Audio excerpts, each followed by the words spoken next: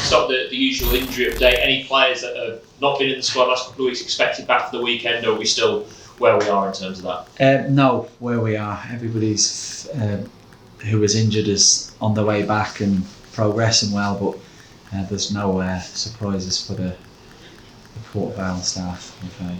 Has it been good recently to be able to pick a settled side as much as you can because of the lack of injuries picked up in games and in training?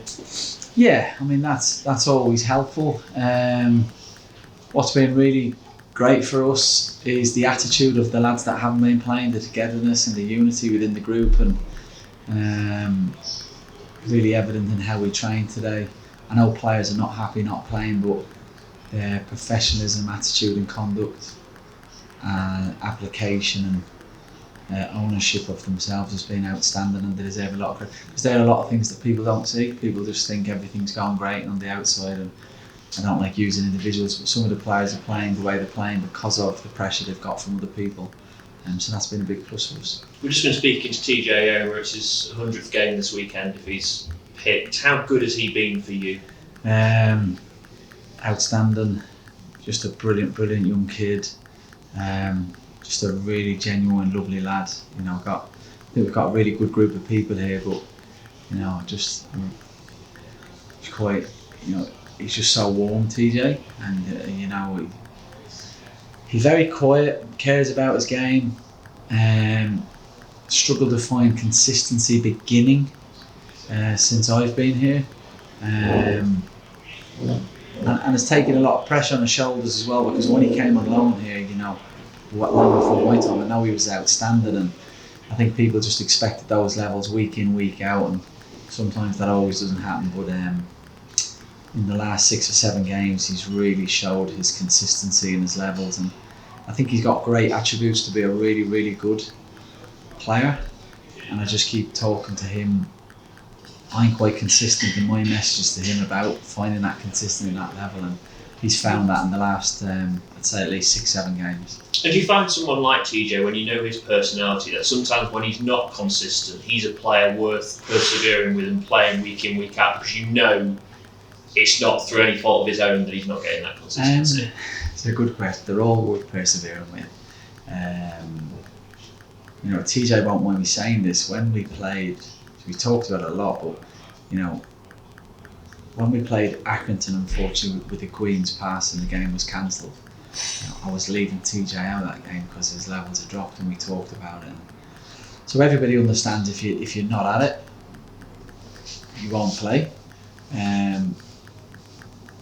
But he's really taken it, but he's really embraced the conversation. He hasn't, and although he didn't actually miss a game, he knows, I didn't share it with anybody else, but he knew that he wasn't going to play because his levels had dropped. So he's gone away and focused. I mean, himself and Tash, it's fun watching the pair of them together. They're like, you know, 2 peas in a pod. They follow each other around but when the lads go in after training, like, they'll stay out on their own and practice little things like throw-ins and little things that are individual to them without a prompt from ourselves, and they push each other. They're constantly at each other in a positive way, and you know, I heard them last week, you know, having a bit of fun with each other about the England under 17 and who's better then and who's better now, but the lads, they're constantly pushing each other, and TJ he's definitely one of those guys that demands the best from himself.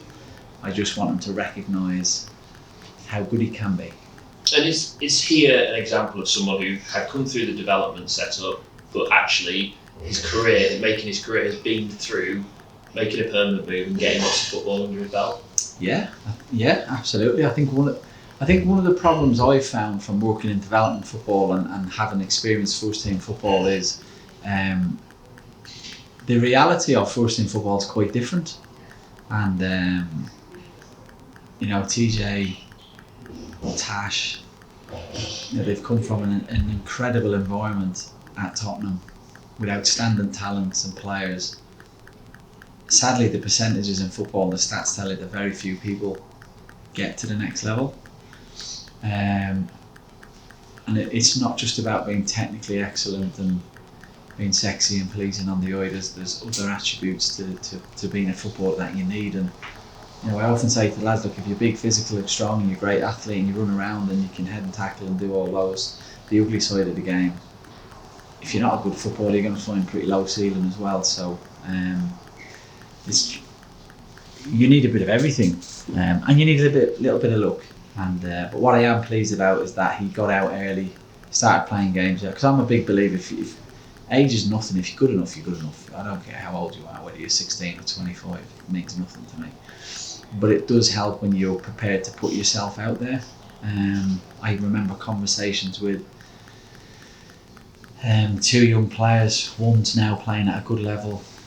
One's unfortunately fallen through the system, and I remember speaking to them in development football, saying like, I think I can get you a loan move in League Two, and they both blew me out of the water. And I was like, wow.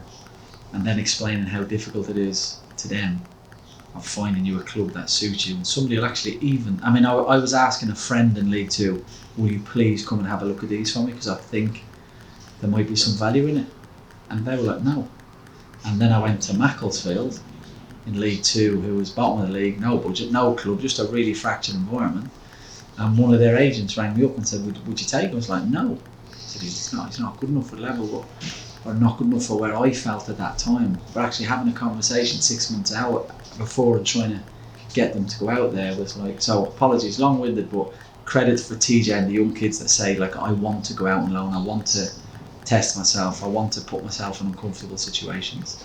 And that's why I think we see where he's now.